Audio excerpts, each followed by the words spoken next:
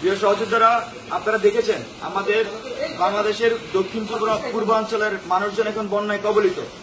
আমরা তারই প্রেক্ষিতে এখন বৈষম্যবিরোধী ছাত্র আন্দোলনের পক্ষ থেকে ত্রাণ কার্যের জন্য কাজ করে যাচ্ছে।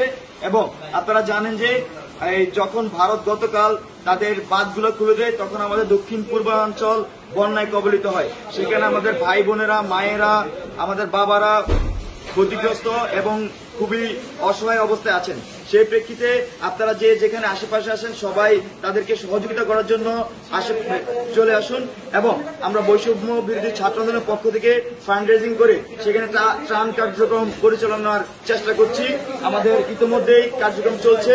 আপনারা জানেন আমরা আমাদের ফেসবুক প্রোফাইল এবং সাংবাদিকদের মাধ্যমে আমরা একটি অ্যাকাউন্ট শেয়ার করেছি। সেই অ্যাকাউন্টে আপনারা আমাদেরকে ফান্ডিং করতে পারবেন।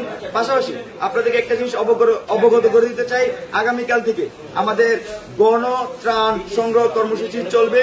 সেটি টিএসসি তে আমাদের বুথ থাকবে এবং আপনারা সেখানে এসে শুকনো খাবার, চিড়া, মুড়ি, গুড়, স্যালাইন সহ বিস্কুট এবং অন্যান্য যাবতীয় শিশু খাদ্য আপনারা সেখানে দিতে পারেন। আমরা সেগুলো যথাযথ স্থানে পাঠিয়ে দেওয়ার চেষ্টা করব।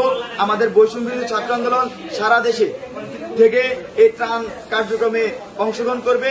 বিশেষত ফেনী, নোয়াখালী, কুমিল্লা, লক্ষ্মীপুর অঞ্চলে যে বন্যা কবলিত অবস্থায় আছে সেই সব এলাকার যেসব ভলেন্টিয়ার আছেন তারা ত্রাণ কার্যক্রমে এগিয়ে আসুন এবং রেস্কিউ কার্যক্রমে এগিয়ে আসুন। ধন্যবাদ সবাইকে।